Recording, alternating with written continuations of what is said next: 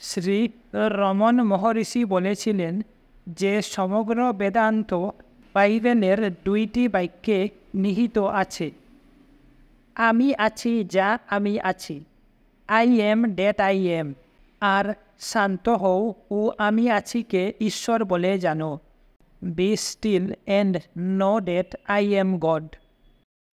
ভক্ত জিজ্ঞাসা করলেন, কোনো মানুষ মনে করেন যে উপলব্ধি মানুষের জীবনের মাত্র বিশেষ কোনো বয়সের মধ্যেই হওয়া সম্ভব।